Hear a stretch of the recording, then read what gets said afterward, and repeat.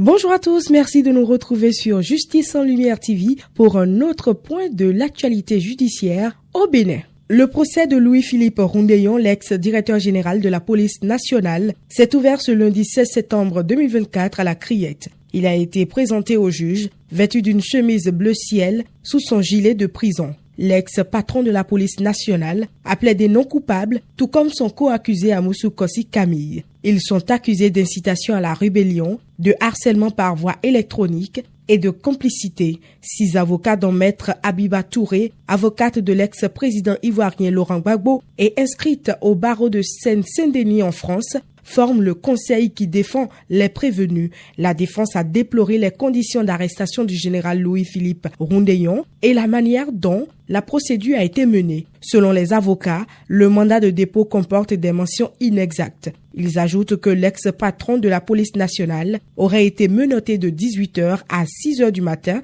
Les policiers auraient escaladé sa clôture pour procéder à son arrestation. Ces détails devraient entraîner la nullité de la procédure et par ricochet la libération de Louis-Philippe Roundéyon, a plaidé maître Joseph Agbota. Il sera appuyé par maître François Adillon-Keke qui pointe du doigt le caractère faux du mandat. Le premier substitut du procureur demande au président de la Cour de rejeter la requête de la défense. Pour le ministère public, il n'y a pas de preuve que Louis-Philippe Roundéyon ait été menotté de 18h à 6h du matin. Le juge a renvoyé le dossier au 27 janvier 2025 pour statuer sur l'exception de nullité soulevée par les avocats de Louis-Philippe Roundéyon et son co-accusé.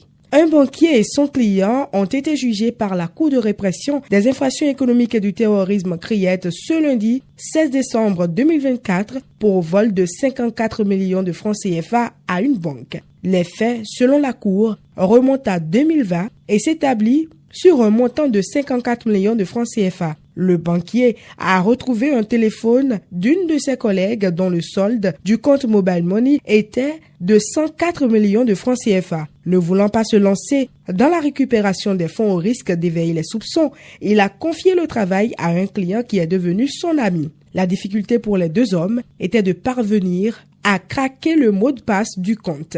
Le client ami, lui non plus n'ayant pas l'expertise, a cherché quelqu'un d'autre pour leur récupérer les sous. La personne a pu faire le retrait de 54 millions de francs CFA qu'ils ont partagés. Il est resté 50 millions sur la carte que la banque a récupéré quand le poteau rose a été découvert. Ils ont reconnu les faits. Le banquier dit avoir pris 9 millions de francs CFA dans l'affaire. Il a accusé son coprévenu de l'avoir floué. Selon ses déclarations, les 9 millions lui ont été volés par son ami. Après avoir pris sa part, il dit l'avoir caché sous terre, en présence de son coprévenu. Malheureusement pour lui, a-t-il confié, l'argent a disparu du lieu de cachette. Le banquier a exprimé son étonnement après avoir appris que c'est un montant de 54 millions de francs CFA qui a été retiré du compte, qu'il en a reçu que 9 millions. Mais son coprévenu a rejeté toutes les accusations du banquier. D'abord, quand l'affaire est révélée au grand jour, l'ami du banquier a pris la clé des champs. Il est allé au Gabon où il y est resté 2 ans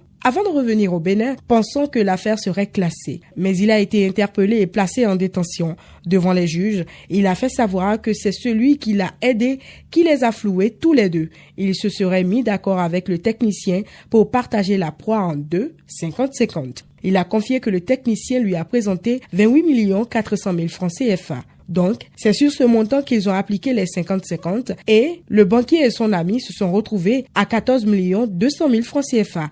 Le banquier a alors pris 9 millions et lui, il a gardé le reste, c'est-à-dire 5 200 000 francs CFA. Le technicien est introuvable depuis lors. Le dossier est renvoyé au 27 janvier 2025 pour les réquisitions du ministère public et les plaidoiries des avocats de la défense.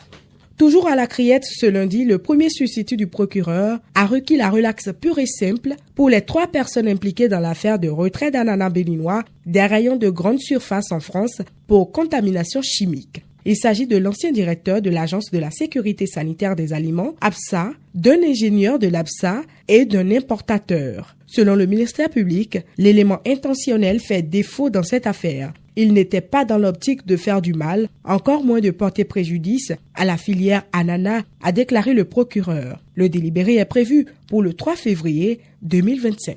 Et pour finir, 3 hommes soupçonnés d'être des collaborateurs de Hugues Komlan Sossoupé risquent 3 ans de prison. En détention depuis quelques années, pour d'autres affaires les concernant, ils sont accusés d'envoyer des informations sur les conditions carcérales à Hugues Komlan-Sosukwe. Ils ont reconnu les faits, mais ont expliqué pourquoi ils ont commis cet acte, chacun de son côté. Le substitut du procureur demande à la Cour de les condamner à 3 ans d'emprisonnement, dont 2 ans ferme et 500 000 francs d'amende pour complicité d'harcèlement par le biais d'une communication électronique. Leur avocat demande une relaxe pure et simple parce qu'ils auraient commis des actes de nécessité selon eux. Le juge va rendre sa décision le 27 janvier 2025. C'est tout pour cette chronique judiciaire. Merci de nous avoir suivis. On se retrouve très prochainement, toujours avec le même plaisir. Cette chronique vous a été présentée par Dorcas Awangan.